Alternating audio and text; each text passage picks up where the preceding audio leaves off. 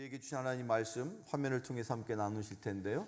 신약 성경, 오늘의 말씀은 신약 성경 요한계시록 2장, 신약 성경 요한계시록 2장 9절에 있는 말씀입니다. 신약 성경 요한계시록 2장 9절, 화면을 통해서 준비된 말씀 함께 같이 읽어보시겠습니다. 함께 읽어봅니다. 시작. 내가 내 환난과 궁핍을 알거니와 실상은 내가 부요한 자니라. 자칭 유대인이라 하는 자들의 비방도 알거니와 실상은 유대인이 아니요 사탄의 회당이라. 아멘. 다시 한번 이 예배에 나오신 여러분을 주님의 이름으로 축복하고 사랑하고 환영합니다. 이 예배를 통해서 꼭 주님을 만나시고 그 주님의 음성을 듣고 가시는 여러분 되기를 축원합니다. 서로에게 한번 옆에 있는 분에게 이렇게 인사하시죠. 오늘 우리에게 좋은 일이 있습니다.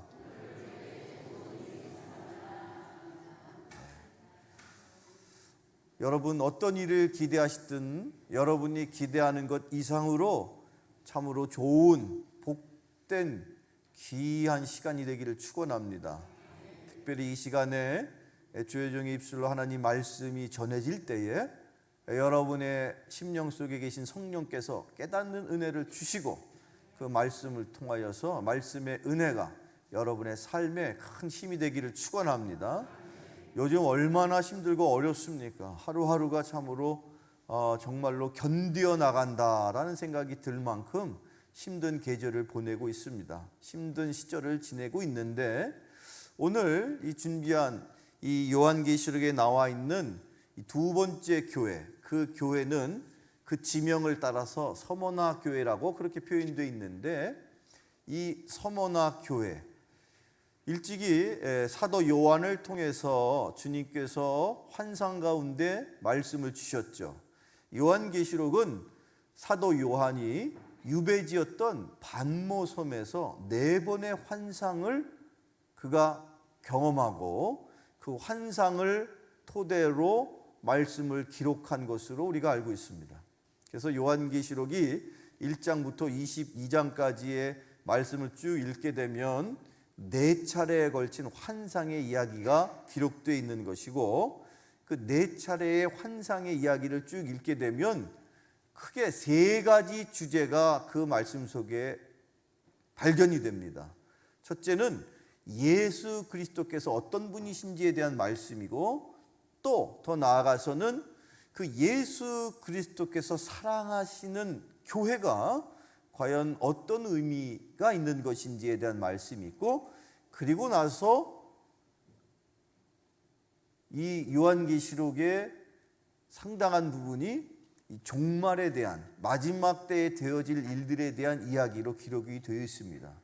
그래서 요한계시록은 크게 예수 그리스도에 대한 말씀과 교회에 대한 말씀 그리고 마지막 때의 말씀 이렇게 3가지 주제로 되어 있고 또 이 말씀이 그 말씀을 기록한 사도 요한을 통해서 말씀을 주실 때에 이 말씀이 귀의 음성으로 그 영적인 귀를 통해서 그 영적인 음성으로 들린 말씀이기보다는 이 말씀을 기록한 사도 요한에게 특별하게 보여주신 환상이 있었어요.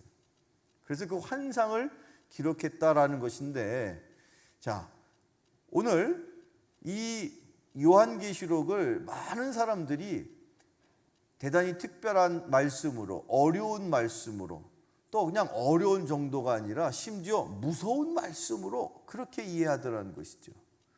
물론 어려운 말씀이긴 합니다만 그렇다고 해서 이 말씀이 무서운 말씀이기 때문에 절대로 우리가 이 말씀을 알려고 하기보다는 그냥 있는 말씀이니까 라는 그런 의미로 받아들인다면 참으로 애석한 일이 아닐 수가 없습니다.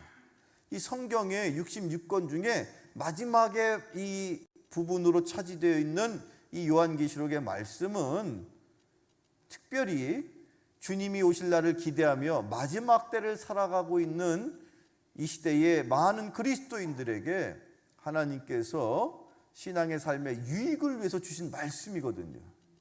그래서 이 말씀을 잘 깨닫고 이해해서 그 말씀에 담겨진 하나님의 뜻을 따라 살게만 된다면 분명코 이 마지막 힘들고 어려운 시대에 늘 복되고 늘 승리하며 늘 하나님 앞에 영광을 돌리며 살아가게 됨을 믿으시기를 축원합니다. 그래서 힘들고 어려운 때일수록 실은 이 요한계시록의 말씀을 잘 묵상하고 깨달아 알 필요가 있다는 것이죠. 어려울 때일수록 필요한 말씀이라는 겁니다. 왜냐? 그 어려운 때를 살고 있는 성도들을 향하여 주신 말씀이었기 때문에. 근데 그 어려움이 2000년 전에만 있지 않고 지금도 여전히 있다는 거예요. 자, 그래서 요한계시록 우리가 각별한 마음으로 말씀을 나누게 되는데, 한 가지 늘 요한계시록에 대해서 갖는 일종의 선입견과 부담스러움이 있는 거예요. 왜냐하면 이 말씀이, 요한계시록이 환상을 보았고 그 본 환상을 기록한 것이라고 그랬죠. 여러분들 생각해 보세요. 예를 들어서 내가 하나님의 음성을 듣고 기록한 것 같으면 그나마 들려진 음성대로 기록을 했을 텐데, 그게 아니라 뭔가를 보여주신 거예요. 그리고 그 본 것을 토대로 글로 기록하려고 하다 보니까 사람마다, 보는 사람마다 똑같은 걸 봐도 그것을 글로 쓰려고 보다 보면 여러분, 그 글로 쓰는 게 쉬워요, 어려워요? 어렵단 말이에요. 그래서 일종의 하나님이 보여지는 환상으로 그 앞날의 이야기를 글로 옮기다 보니까 그 과정에서 상당한 그 상징적인 여러 가지 의미들을 사용할 수밖에 없었다는 거예요.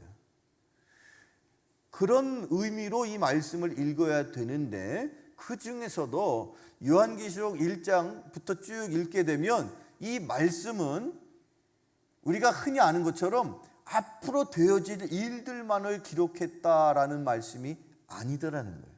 자, 요한계시록 1장 19절을 한번 먼저 읽어보겠습니다. 요한계시록 1장 19절에 이렇게 기록되어 있죠. 같이 읽어볼까요? 시작. 그러므로 내가 본 것과 지금 있는 일과 장차 될 일을 기록하라. 내가 본 것과 지금 있는 일과 장차 될 일. 하나님께서, 주님께서 밤모섬에 갇혀 있었던, 유배지에 있었던 사도 요한에게 환상을 보여주셨다라고 말씀드렸죠. 4가지의 환상을 보여주셨어요. 두 가지. 교회에 대한 환상 2가지와 세상에 대한 환상 2가지. 근데 그 세상은 이 심판받을 세상을 말하는데, 2가지씩 서로 어떻게 이 환상이 기록되어 있냐면, 앞부분에 교회에 대한 이야기가 기록되어 있고, 또 마지막에 가서, 뒷부분에 가서 또 다른 교회에 대한 이야기가 기록되어 있어요. 그리고 그 중간에 나머지 2가지 환상, 세상을 향한 환상을 2가지를 기록했다는 거예요. 자, 그런데 이 4가지의 환상 중에 2가지씩 기록되어 있는데, 2가지는 이게 지금 이 요한계시록 1장 19절에 있는 표현처럼 그 2가지는 지금 있는 일과, 화면 다시 보여주세요. 성경 말씀을 화면을 보여주세요. 1장 19절 시작. 내가 본 것과 지금 있는 일과 장차 될 일을 기록하였다. 4가지 환상이 2가지 종류로 나눠져 있는데, 그것 또한 교회에 관한 말씀이 있고 세상에 관한 말씀이 있는데, 교회에 관한 것도 현재 지금 일어나고 있는 일을 기록한 것과 앞으로 일어날 일을 기록한 것으로 2가지로 기록했다라는 거예요. 세상에 관련해서도 마찬가지예요. 지금 세상에서 벌어지고 있는 일을 기록한 것과 장차 앞으로 일어날 일을 기록했다는 거예요. 그래서 요한계시록은 4가지의 환상이 2가지는 현재에 있는 일을 환상으로 보여주신 것을 기록한 것이고, 2가지는 앞으로 일어날 일, 그 앞으로가 언제 앞으로인지 100년 후인지 200년 후인지 혹은 1000년 후인지 2000년 후인지는 모르겠어요. 그러나 현재 일어나는 일과 앞으로 일어날 일을 환상을 통해 보여주셨다는 거예요. 그런데 그 당시, 즉 사도 요한이 살고 있는 당시에 일어나는 일을 환상으로 보여주셨길래 그것을 기록할 때에는 그것을 그냥 낱낱이 그때 당시에 등장하는 인물 또는 어떤 상황 또는 어떤 이름들을 기록하기보다는 비유적으로 상징적으로 표현을 했다라는 거예요. 왜냐하면 그 기록에 가령 예를 들어서 여러분들 어떤 우리나라에 유명한 이육사라는 시인이 쓴 광야라는 시가 있어요.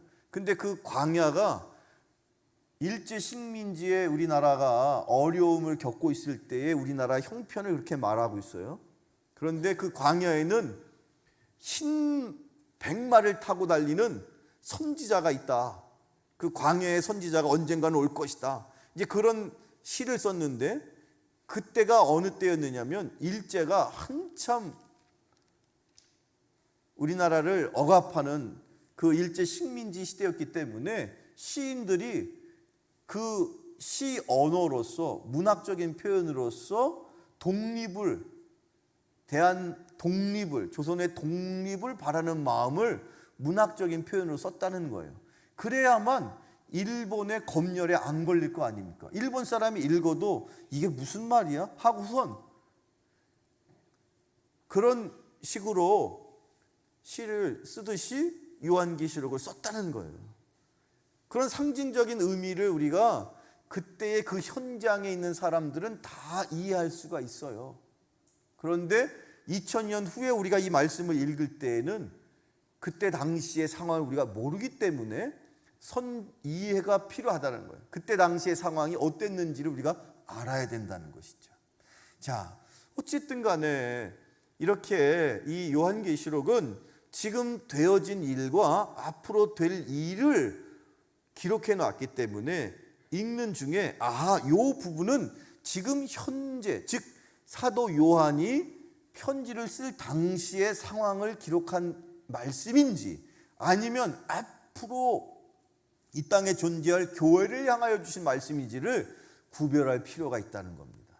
그런데 여기 지금 이 앞에 나와 있는 요한계시록 2장과 3장을 읽게 되면 7개의 교회가 나오는데 그 7개의 교회는 그때 당시에 실제로 존재 있었던 교회에 관련된 이야기예요.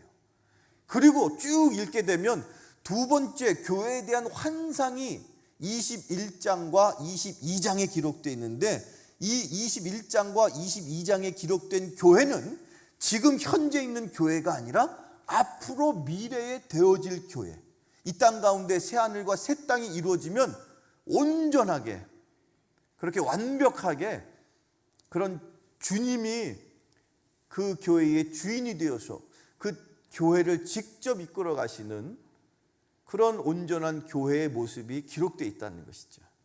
그래서 이 교회에 관한 말씀 2장부터 3장까지 있는 이 말씀은 그 각각의 교회가 실제로 그 당시에 그 상황에서 존재했었던 교회를 기록하고 있는 거예요. 여기 두 번째로 기록된 서머나 교회도 여전히 그 당시에 있었던 교회라는 것이죠. 자, 그런데 그 7개의 교회마다 예수님께서 주님께서 그 교회에 자신의 모습을 조금씩 다른 표현으로 표현하고 계셔요. 여러분 지난주의 말씀 중에 그 주님은 오른손에 7뼈를 붙잡으시고 7 금초대를 거니시는 분으로 그렇게 묘사되고 계셔요. 그랬을 때 그 7 촛대는 교회를 말하는 것이고 7 별은 그 교회에 특별히 세운 주의 사자들을 말하는 것이다 라는 지난주 설교를 여러분 들어서 기억이 나시죠? 네. 기억이 안 나시더라도 여러분들 어쨌든 그 여러분 말씀은요 우리의 이성으로만 머물러 있지 않고, 여러분이 혹시 말씀이 기억이 안 나서 목사님 저는 말씀을 읽어도 읽을 때 뿌리고 뒤돌아서면 다 까먹는데요. 괜찮아요. 말씀은 내 머릿속에 남는 게 아니라 내 안에 영혼의 양식이 되는 거예요. 영적인 양식이 되는 거지 내 지적인 지식으로 남는 게 아니란 말이에요. 그러니까 여러분들이 지난주에 들은 말씀도 여러분의 지식으로 여러분이 기억 속에 남아있는 말씀이 아니라 이미 여러분의 그 영혼의 양식으로 여러분의 영혼을 살찌우고 여러분의 영혼을 살리는 그런 은혜의 말씀으로 이미 여러분이 영적으로 받으셨다는 거죠. 자, 어쨌든 그래서 여러분들이 지난주에 말씀을 기억을 못한다 해서 걱정할 게 없다, 그런 말씀을 제가 드리는 거예요. 그런데 자, 이제 이 서머나 교회에 주님은 어떤 모습으로 자기를 소개하고 계신지 일단 요한계시록 2장 8절을 한번 읽어보시죠. 요한계시록 2장 8절 읽어보세요. 시작. 서머나 교회의 사자에게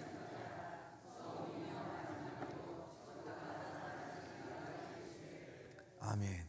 서머나 교회를 향하여서는 주님께서 뭐라고 본인을 표현하시느냐? 처음이며 마지막이요, 살았다 죽었더니다. 아니, 죽었다 살았더니다. 여러분, 이게 지금 예수님께서 자기의 어떤 모습을 지금 말씀하시는 거냐면 부활하신 주님이다. 나는 부활의 주야. 너희들 지금 그 많은 교회들 중에서도 특별히 서머나 교회가 힘들고 어려운 환경 속에 있었어요. 그 고통 가운데 있는 서머나 교인들을 향하여 주님이 뭐라고 말씀하시느냐? 너가 지금 힘들고 어렵고 고통 가운데 있지? 그렇지만 걱정하지 마.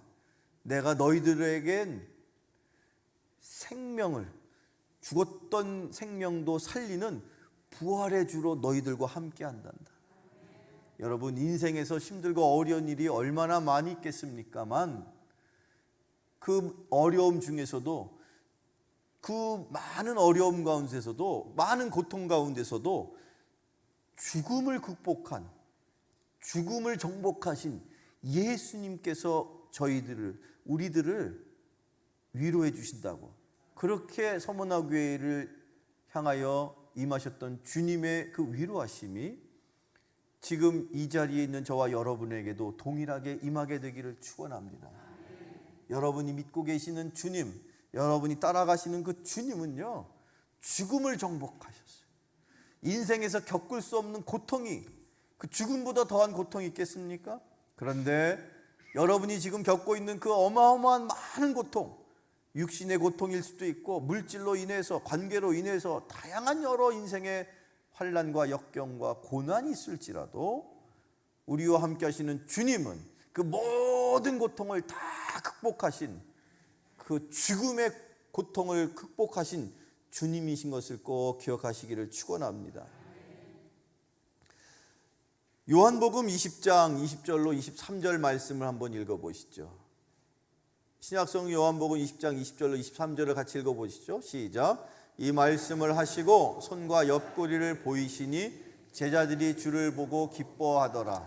예수께서 또 이르시되 너희에게 평강이 있을지어다. 아버지께서 나를 보내신 것 같이 나도 너희를 보내노라. 이 말씀을 하시고 그들을 향하여 숨을 내쉬며 이르시되 성령을 받으라. 아멘. 예수님께서 부활하신 후에 그 어두움 속에 주님을 기다리면서, 그 주님이 다시 오실 것을 기대하면서 그 두려움에 떨고 있었던 제자들을 찾아가셨죠. 그 제자들이 주님이 다시 부활하신 모습을 볼 때에 그들 마음속에 있었던 두려운 마음, 그들이 겪었던 그 혼란스러움, 그 인생에 우리도 예수님처럼 죽을지도 몰라, 그런 어려움이 일순간에 예수님의 부활을 목격한 순간 그들의 마음에 슬픔이 변하여 기쁨이 된 줄로 믿습니다. 그들의 마음속에 있었던 실망이 변하여서 새로운 희망이 된 줄로 믿으시길 축원합니다. 부활하신 주님을 통해서 여러분 마음속에 있는 그 슬픔이 변하여 기쁨이 되기를 축원합니다. 여러분 마음속에 그 실망과 그 여러분 마음속에 그 좌절과 그 어두운 마음이 부활하신 주님을 통해서 새로운 기쁨으로, 그래서 여러분의 눈물이 변하여 기쁨이 되기를 축원합니다. 그런 부활하신 주님을 만나시기를 축원합니다. 서머나 교회에 그렇게 부활하신 주님이 찾아가셨다는 거예요.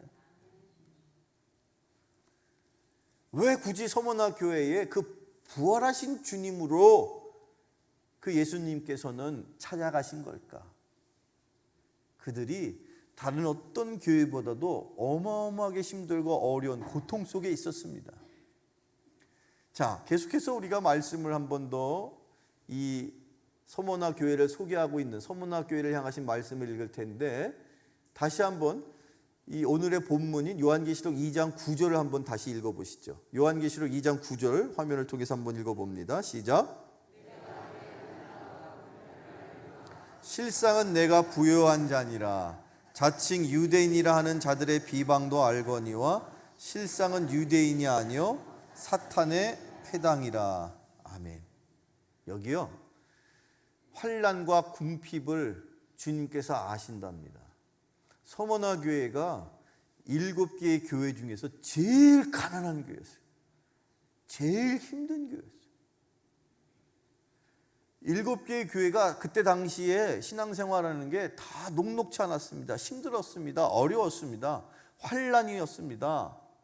그런 중에도 유독 저 서머나 교회는요, 얼마나 힘들었는지, 얼마나 그들의 신앙의 삶에 어려움이 있었는지, 그냥 환난만이 아니라 궁핍했다, 그렇게 표현이 돼 있어요. 궁핍했다. 글자 그대로 가난했다는 거예요. 왜 그렇게 가난했었는지, 그 이유는 무엇 때문이었을까요?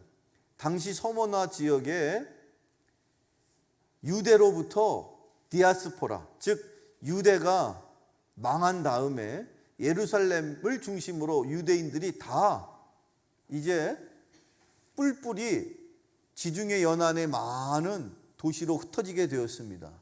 그 중에서도 많은 유대인들이 서머나라는 지역에 머물면서 일종의 유대 공동체가 이루어지고, 그 유대 공동체 안에서 활발한 여러 가지 활동과 함께 신기하게도 유대인들이요, 예전이나 지금이나 어디든지 가면 상업활동을, 장사를 잘해요. 그래가지고 유대인들이 머물러 있는 그 지역이 상업활동이 아주 활발하게 일어납니다. 그러다 보니까 유대인들을 주변에 많은 사람들이 좋게 생각하죠. 왜? 상업활동이 활발하게 많이 일어나면 세금을 많이 거둘 수가 있잖아요. 그러다 보니까 당시에 식민지를 다스려야 하는 로마 제국의 입장에서는 유대인들이 잘 상업활동을 할 수 있도록 적극적으로 권장해 줬어요. 그래서 그 서머나 지역에도 많은 유대인들의 상업활동이 활발하게 일어나던 대단히 경제적으로 부유한 그런 도시였단 말이에요. 그런데 유독 그 유대인들 가운데서도 특별히 예수님을 그리스도로 고백하는, 이제 더 이상은 유대교인이 아닌 거죠. 예수님을 그리스도로 고백하는 그리스도인들은 그 부유한 도시에서도 엄청나게 궁핍하고 가난하고 힘들고 어려운 생활을 하고 있었다는 거예요. 재미있게도 그 서머나 교회와 관련된 당시의 세계의 역사 기록을 쭉 찾아서 살펴보면 그때 당시에 서머나에 머물러 살고 있었던 인구를 대략 한 50만 정도로 추정을 합니다. 우리 지금 살고 있는 이 평택시가 몇만 정도 되는지 아세요? 52만 5천 몇백 명 정도 돼요. 대략 이 평택시만한 인구가 당시에 서머나라는 도시에 있었다는 거예요. 그런데 그 서머나라는 도시에 대단히 경제가 활성화되고 유대인들을 통해서 상업 활동이 활성화되다 보니까 잘 살았다는 거예요. 잘 사는 도시였어요. 그런데 유독 그리스도인들만은 너무 힘들고 어려웠어요. 이유가 궁금하지 않으십니까? 이유가 뭐였을까요? 유대인들이 볼 때에 똑같이 이스라엘에서부터 디아스포라로 이스라엘에서부터 못 살아가지고 흩어져서 살게 된 사람들인데 유독 그리스도인들은요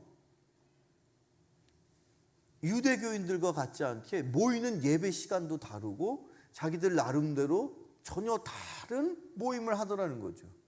유대인들 입장에서는 그게 썩 마음에 들지 않았던 거예요. 그러다 보니까 어떻게 하느냐?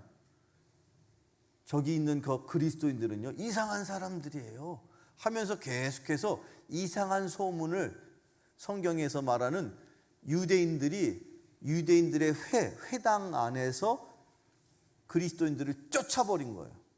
그러고선 더 이상은 저 사람들이 우리들과 함께 거래하지 못하도록 상업 활동을 하지 못하도록 왕따를 시킵니다. 그리고 심지어 로마 제국의 로마 정부에다 고자질을 해요. 그러는 와중에 여러 가지 일들이 벌어지는데 로마로부터 억압을 받고 상업 활동도 제대로 못하고 심지어 재산도 빼앗기고 심지어 일반 유대인들과 달리 그리스도인들은요 엄청나게 세금도 많이 걷어가요. 그런 일들이 일어나는데 그런 일들에 대한 기록이 신약 성경 가운데 여기저기 있어요. 히브리서를 읽게 되면 그런 내용이 있는데 자 히브리서 10장 32절 34절을 읽어보죠. 같이 읽어보죠. 시작. 고난의 큰 싸움을 견뎌낸 것을 생각하라. 혹은 비방과 환난으로서 사람에게 구경거리가 되고 혹은 이런 형편에 있는 자들과 사귀는 자가 되었으니 너희가 갇힌 자를 동정하고 너희 소유를 빼앗기는 것도 기쁘게 당한 것은 더 낫고 영구한 소유가 있는 줄 알미라. 아멘. 자 34절 화면을 한번 계속 보세요. 너희가 갇힌 자를 동정하고 이미 예수 믿는 사람들이 그 몇몇 사람들이 몰래 예수님을 믿다가 로마로부터 갇혀버렸어요. 고발을 당해가지고 옥에 갇힌 사람들이 있어요. 그런데 그 갇힌 사람들을 동정하고 그 갇힌 사람들에게 먹을 것을 갖다 주고 필요한 것들을 위해서 그런 섬기는 보이지 않는 그리스도인들이 있었다는 거예요. 그런데 그들이 그러다 보니까 때때로 소유를 그들의 재산을 빼앗기는 거예요. 몰수당하는 거예요. 지난번에 어떤 유대교 회당에 있는 랍비가 와서 그러던데 너희들 그리스도인들이라며 세금 왕창 내야 돼. 그리고 심지어 너희들 황제를 제대로 숭배하지도 않는다면서 아예 가진 것 다 내놔. 저기 보세요. 너희 소유를 빼앗기는 것도 그것 또한 기쁘게 감당한 것은 너희들이 눈에 보이는 물질을 빼앗겨서도 눈에 보이지 않는 영원히 빼앗기지 않는 영구한 소유가 있다는 것을 너희들이 알기 때문이 아니었니? 라고 히브리서에서 이야기하고 있는데 이 이야기가 바로 그 당시 서머나 교회와 같은 상황의 일을 기록한 내용이에요. 자, 뿐만 아니라 심지어 그때 당시에 로마에 대단히 유명한 몇몇 아주 악독한 황제들이 등장하게 되는데 그 이름도 유명한 황제 누굽니까? 로마 황제 중에 로마 황제 하면 첫 번째 떠올리는 사람이 누굽니까? 네로 황제가 있죠. 네로 황제가 그렇게 악명을 떨치는 것은 네로가 어느 날 자기는 시를 쓰는 황제라 그래가지고 시를 쓰다가 어떤 시를 쓰고 싶으냐? 시를 쓰다가 보니까 불타는 도시를 보고 시를 쓰고 싶은 생각이 든 거예요. 그래서 느닷없이 밑에 있는 하인을 시켜가지고 로마 한구덩이에 가서 불을 한번 지펴봐. 멀리서 그 불타는 모습을 보면서 내가 시를 한번 지어줄게. 근데 실제로 불이 난 거예요. 아니 실제로 불을 붙였죠. 큰 화재가 일어났는데 나중에 황제가 그걸 시켜서 불을 질렀다 하는 소문이 나면 안 되겠어요. 그래가지고 뒤늦게 부랴부랴 이 불은 그리스도인들이 크리스찬이 기독교인 낸 거야 라는 소문을 비방을 낸 거죠. 그래가지고 엄청난 핍박을 받은 거예요. 그런데 그보다도 더 아주 흉폭한 황제가 있었는데 그 황제가 도미티안 황제인데 이 황제는요 어떤 사람이냐면요 황제가 되고 나서 처음에는 그렇지 않았는데 얼마 지나지 않아서 모든 로마 제국 사람들 앞에서 자기가 이렇게 고백을 하는 거예요. 지금까지 내 신분을 숨겨왔는데 나는 원래 신이야. 아니 미쳐도 단단히 미쳤죠. 로마는 원래 다신교였어요. 그런데 황제를 숭배하긴 했어요. 숭배하긴 했어도 자기가 신이야 라고 말한 사람은 도미티안 황제가 유일했거든요. 그래서 그냥 내가 신이야 라고 끝나는 게 아니라 신이기 때문에 1년에 정해진 때에 맞추어서 로마에 사는 모든 제국민들은 다 한결같이 나를 섬겨야 되고 신전에 가서 도미티안 황제가 나의 주님입니다. 도미티안 황제만이 온전한 신이십니다. 이렇게 고백을 해야 돼. 그리고 그렇게 고백을 하는 사람만이 로마 제국에서 제대로 살 수 있어 라는 법을 만들었어요. 그 내용이 요한계시록 13장에 이렇게 기록되어 있답니다. 요한계시록 13장 읽어보죠. 요한계시록 13장 16절로 18절입니다. 자, 화면을 통해서 읽어봐요. 시작.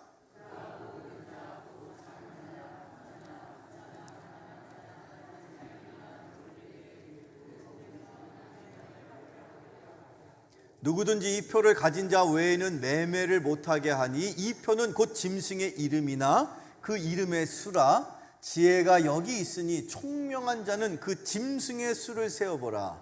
그것의 사람. 여기서 유명한 666이라는 게 나오는 거예요. 이 666은 사람의 수라고 그랬어요. 그리고 더 나아가서 원래 그냥 수가 아니라 당시에 로마의 황제가 어처구니 없는 여러 가지 그 흉악한 황제의 이름을 네로 혹은 도미티안이라고 쓸 수가 없으니까 그 황제의 이름에다가 그 알파벳에다가 각자의 고유한 숫자를 하나씩 먹여가지고 그렇게 당시의 사람들의 이름을 표현하는 그런 방식으로 여기다가 숫자가 666이다 라고 쓴 거예요. 그런데 이 666은 그냥 숫자가 아니라 실은 어떤 사람의 이름인데 그 어떤 사람을 그냥 보통 사람이 아니니까 짐승이라고 표현하고 있어요. 실제로는 네로 또는 도미티안 황제를 말하는 거예요. 네로보다는 오히려 도미티안 황제일 거라고 정확하게들 표현하죠. 왜냐하면 이 말씀이 기록되어 있는데 그 앞뒤로 보면 오른손에나 이마에다가 뭘 준다고 그래요? 표를 준대요. 근데 그 표가 어떤 표냐면요, 이 사람은 황제에게 신전에 나와서 숭배, 즉 황제를 잘 따르겠다, 도미티안 황제가 나의 주님이다 이렇게 고백한 사람이라는 일종의 표를 준단 말이에요. 이 역사적인 기록이에요. 그래서 그 표를 가진 사람만이 뭐를 해요? 상업활동을, 거래를 할 수 있는 거예요. 매매를 할 수 있다 없다가 그걸 가지고 결정이 되는 거예요. 얼마 전에 국가에서 뭐 재난지원금 해가지고 무슨 상품권 뭐 이런 거 준 거 있잖아요. 그래서 어떤 가게는 재난지원금을 쓸 수 있는 가게, 경기도 무슨 지역 화폐를 쓸 수 있는 가게, 그런 가게가 있고 못 쓰는 가게가 있고. 여러분들 그런 거 아시죠? 심지어 여러분 이게 저도 들으면서 참 특이하다. 그 재난지원금으로 살 수 있는 핸드폰의 브랜드가 있어요. 우리나라 핸드폰은 그 재난지원금으로 못 사는데 이상하게 해외에 내가 지금 이게 방송에 나가는 거라서 써다가 브랜드 얘기를 못 하는데 해외의 브랜드는 재난지원금으로 살 수 있어요. 재난지원금 다 썼기 때문에 여러분들은 이제 관심이 없죠. 그런데 마치 그 2000년 전에 서머나 교회에 있었던 그런 일처럼 그렇게 그 표를 가진 사람은 활발하게 매매를 할 수가 있어. 장사 활동을 할 수가 있어. 돈을 벌 수가 있어요. 사고 팔 수가 있는데 그게 없는 사람은 할 수가 없네. 근데 유대인들은요 그걸 했단 말이야. 근데 유대인들 중에도 독특하게 그리스도인들은 도미티안 황제에게 숭배를 하는 예식을 했을까요? 안 했을까요? 안 했어요. 그러니까 표를 받았어요? 못 받았어요? 못 받았어요. 그러니 장사를 했어요? 못 했어요? 못 했어요. 그랬으니 장사를 못하니 먹고 살 방법이 있어요? 없어요? 어렵죠. 그러니까 잘 살았겠어요? 못 살았겠어요? 못 살았다는 거예요. 궁핍했다는 거예요. 가난했다는 거예요. 정직하게 하나님을 믿는 예수 그리스도를 믿는 일 때문에 가난하게 살았다는 거예요. 때때로 신앙생활하면서 나 왜 이렇게 힘들게 살지? 가난하게 살지? 예수 믿으면서도 떵떵거리고 살 수 있잖아. 물론 예수 잘 믿으면 주님이 축복하셔서 재물의 축복도 주시고 건강의 축복도 주시고 사업의 번창도 허락하시지만 때로는 주님을 믿는 일 때문에 정직하게 장사하고 정직하게 신앙생활해야 되기 때문에 정직하게 직장생활하다 보면 세상 사람들보다 못 살 수도 있어요.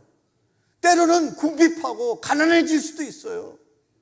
그런데 주님은 그렇게 환난 때문에 그렇게 궁핍함을 경험하고 있는 그 서머나 교회 교인들을 향하여 실상은 네가 가난한 게 아니라 사실상 네가 진정한 부자야. 네가 부유한 사람이야.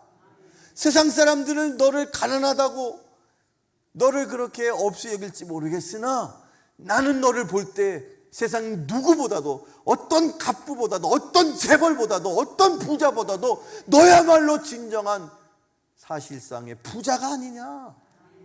주님이 그렇게 보하셨다는 거예요. 그런 부유함이 여러분에게도 있기를 축원합니다. 성경 말씀을 우리가 이렇게 읽어보면 여러분 일찍이 히브리서에 믿음은 바라는 것들의 실상이요 라는 표현이 나와요. 조금 전에 요한계시록 2장 여기 8절 9절 이렇게 표현되어 있죠. 실상은 네가 부유한 자니라.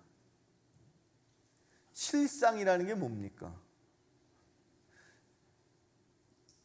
히브리서 11장 1절에 믿음은 바라는 것들의 실상이요 그랬어요. 거기서 실상이란 뭡니까? 히브리서 11장 1절로 3절의 말씀을 읽어보겠습니다. 같이 읽어보죠. 시작. 믿음은 바라는 것들의 실상이요 보이지 않는 것들의 증거니 선진들이 이로써 믿음으로 모든 세계가 하나님의 말씀으로 지어진 줄을 우리가 아나니 보이는 것은 나타나는 것으로 말미암아 된 것이 아니니라. 여러분 실상이라는 건 눈에 보이는 걸 말해요. 근데 보이지 않는 것을 그러면 일컬어 뭐라고 표현할까요? 실상의 반대는 뭡니까? 허상이죠. 그렇습니다. 실상과 허상. 실상은 실제로 보이는 거고 허상은 실제로 보이지 않는 게 허상이에요. 근데 믿음은 바라는 것들의 실상이요 보이지 않는 것들의 증거다. 믿음이란 것을 쭉 읽게 되면 히브리서 11장 3절에 보면 히브리서 11장 3절을 보세요. 화면을 보세요. 믿음으로 모든 세계가 하나님의 말씀으로 지어진지를 우리가 안다. 여기까지 무슨 말씀인지 이해가 되시죠? 그런데 자 보세요. 보이는 것은 보이는 것, 우리 눈으로 보이는 것을 말해요. 이 보이는 것은 나타나는 것으로 말미암아 된 것이 아니랍니다. 즉, 이 눈에 보이는 것은 나타나지 않는 것으로부터 말미암았다는 뜻이죠. 맞습니까? 틀립니까? 우리 눈에 보이는 것은 보이지 않는 것으로부터 비롯된 것이다, 그런 뜻입니다. 우리가 지금 눈에 보고 있는 것은 보이지 않는 세상으로부터 왔다라는 얘기예요. 눈에 보이는 세상과 눈에 보이지 않는 세상이 있어요. 이 눈에 보이지 않는 세상을 우리는 일컬어 뭐라고 말하느냐? 영적인 세상이라고 그래요. 영적인 세상을 우리는 눈으로 볼 수 없지만 그 영적인 세상이 있다 없다? 있습니다. 심지어 이 히브리서 11장 3절의 말씀은 보이는 것은, 우리 눈에 보이는 것은 나타나지 않는 것으로부터 말미암았대요. 나타나지 않는 것. 영적인 세상은 나타나지 않아요. 하지만 있어요, 없어요? 있습니다. 그런데 우리 눈에 보이는 이 실상은 보이지 않는 것으로부터 비롯된 거예요. 우리가 이 보고 있는 이 세상은 영적인 세상에서부터 왔다, 그런 말씀입니다. 그리고 그러다 보니까 이 눈에 보이는 것보다는 더 중요한 것은 뭡니까? 보이지 않는 세상. 이게 원래는 이게 오리지널이라는 거예요. 이게 진짜라는 거예요. 이게 실상이라는 거예요. 우리가 눈에 보고 있는 건 그건 다 헛개비라는 거예요. 이건 사라질 거라는 거예요. 이건 언젠가 없어질 거라는 거예요. 원래 영원한 것, 처음이요 마지막이요, 영적인 세상에는 시작도 없고 끝도 없는데 이 영적인 세상에 있는 게 진짜야. 그런데 너는 눈에 보이는 것에 머물지 않고 눈에 보이지 않는 영적인 저 하늘나라의 부유함을 아는 자다. 영적인 비밀을 아는 자다. 너야말로 진정한 부유한 자다. 너의 상급은, 세상에 많은 사람들은 자기의 재물을 자기의 금고에 쌓아놓고 자기의 재물이 많다고 그렇게 생각하는데, 그 세상의 금고에는 좀이 쓸고 세월이 지나고 다 썩고 없어지는 것인데, 보이지 않는 하늘의 재물을 쌓은 자는 그 하늘의 재물은 영원할 뿐 아니라 그 재물이야말로 진정한 재물이란다. 눈에 보이는 부유함을 부러워하지 말아라. 지금 서머나 교회 교인들은 찢어지게 가난해요. 아주 이 7개의 교회 중에서도 제일 가난하고, 그러다 보니까 세상 사람들도 무시하고 전혀 서머나 교회 교인들을 상대도 안 해요. 거래할 수도 없어요. 그런데 주님은 그 교회를 향하여 너야말로 진정한 부자라고 말씀하세요. 여러분이 그런 부유함이 여러분의 부유함이기를 축원합니다. 영적으로 부자가 참된 부자인 것이죠. 여러분의 재물을 은행 창고에다 쌓아놓는 사람이 아니라 하늘의 창고에 쌓아놓을 수 있는 그런 여러분 되기를 축원합니다. 그런 서머나 교회를 주님이 칭찬하셨다는 거예요. 여러분 계속해서 말씀을 읽어볼까요? 요한계시록 2장 10절의 말씀, 요한계시록 2장 10절 읽어봅니다. 시작. 너는 장차 받을 고난을 두려워하지 말라. 볼지어다 마귀가 장차 너희 가운데에서 몇 사람을 오게 던져 시험을 받게 하리니 너희가 10일 동안 환난을 받으리라. 내가 죽도록 충성하라. 그리하면 내가 생명의 관을 내게 주리라. 아멘.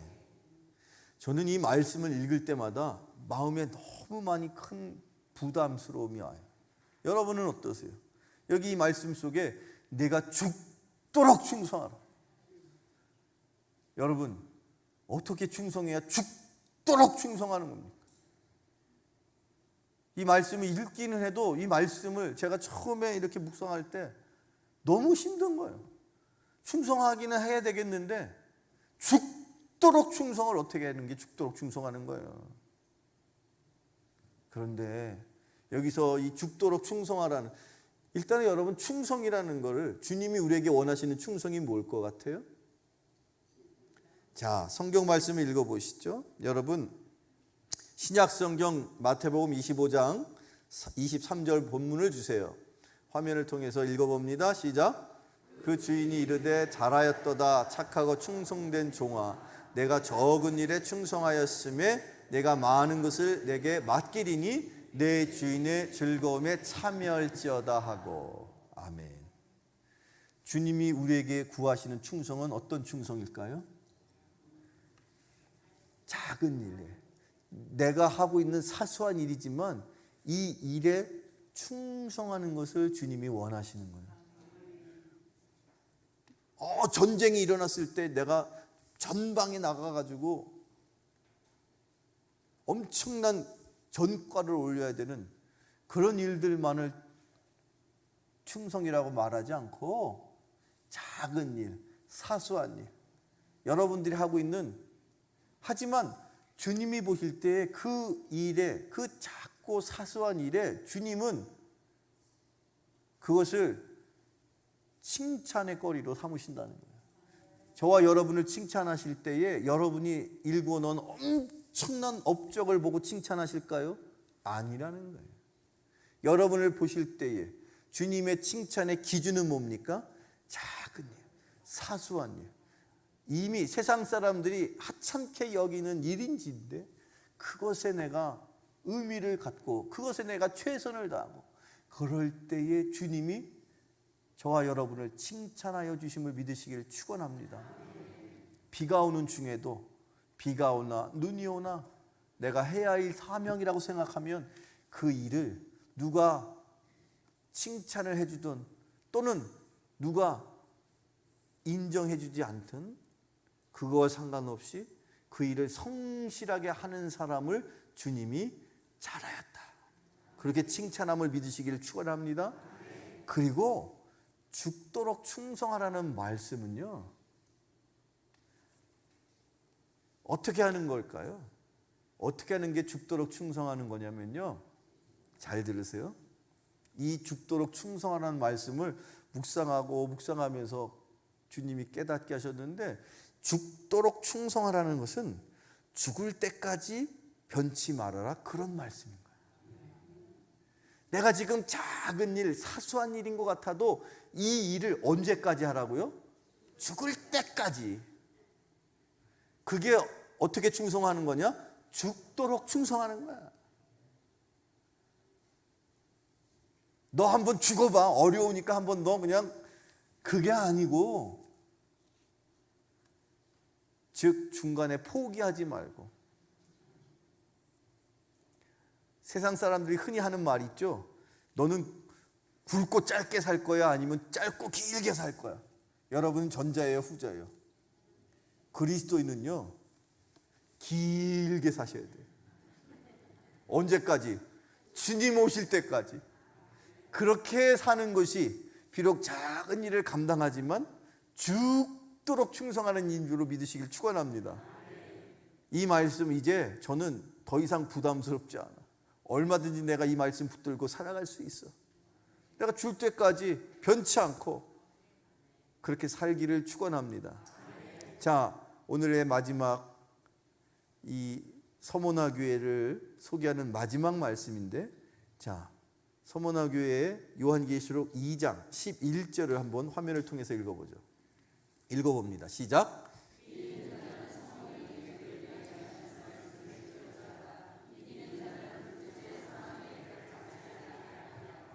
아멘. 귀 있는 자는 성령이 교회들이 하시는 말씀을 들을지어다.